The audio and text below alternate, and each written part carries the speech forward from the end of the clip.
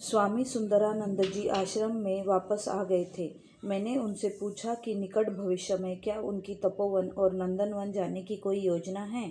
उन्होंने कहा कि 4 यात्रियों को लेकर वे उन दोनों जगह पर जाने वाले हैं और यदि मैं चाहूँ तो उनके साथ चल सकता हूँ।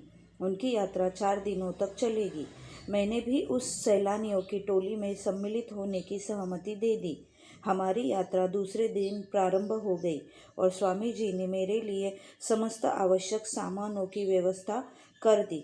यह यात्रा वस्तुतः पर्वत के ऊंचे शिखर की और अत्यंत टेढ़ी मेढ़ी पगडंडियों पर चलते हुए सीधे ऊपर की ओर संभल कर चढ़ने जैसा कठिन काम था। हम लोग अभ्यस्त पर्वतीय सैलानी नहीं थे, इसीलिए हम लोगों को आगे बढ़ने में काफ़ी अधिक समय लग रहा था। अपनी सुरक्षा के लिए हम लोगों ने पर्वतों पर सामान लेकर चलने वाले मजदूरों को किराए पर ले लिया था।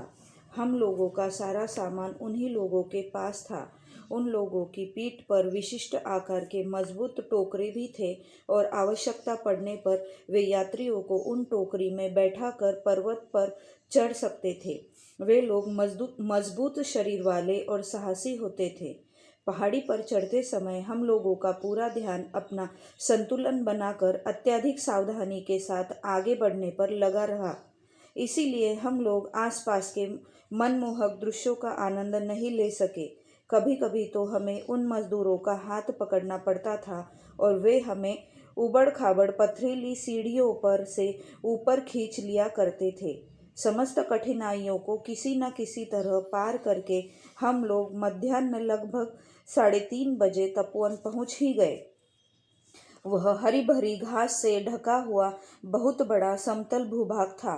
वहां पर एक प्राकृतिक गुफा भी थी, जहां पर अपना सामान रखकर एक आदमी आराम से लेट सकता या सो भी सकता था। गुफा के पास ही एक झरना था, जिसे शिवगंगा कहा जाता था। तपोवन में एक गुफा थी जो इस बात के लिए विख्यात थी कि वहां पर साधु संत और आध्यात्म में रुचि रखने वाले लोग लंबे समय तक बैठकर कठोर साधना किया करते थे। चिन्मय मिशन के संस्थापक स्वामी चिन्मयानंद के गुरु ने भी इसी गुफा में बैठकर कठोर तपस्या की थी। वहां के हरे भरे घास के मैदान में खड़े होकर आप हिमालय पर्वत के शिखर को देख सकते हैं, जहां से सूर्य की किरणें सप्त रंगों में विभक्त होकर चारों ओर फैल जाती है और मंत्रमुग्ध कर देने वाला दृश्य पैदा करती है। हम लोगों ने खुले आसमान के नीचे उसी मैदान में थोड़ा विश्राम किया, फिर हाथ मुंह धोकर थोड़ी देर साधना। मजदूरों ने हमारे तंबू पहले से ही गाड़ दिए थे।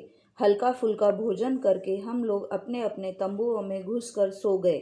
पर्वत की चढ़ाई के कारण मेरा शरीर रात भर दुखता रहा, लेकिन सुबह शिवगंगा में नहाने से मेरी पूरी थकान और दर्द दूर हो गए और मैंने ताजगी महसूस की। शिवगंगा का पानी अपेक्षाकृत गर्म था और इसीलिए स्फूर्तिदायक भी था। नहा धोकर हम सब ने लगभग आधे घंटे तक तपोवन के आसपास के मनमोहक दृश्यों का आनंद लिया और फिर नंदनवन के लिए प्रस्थान कर गए।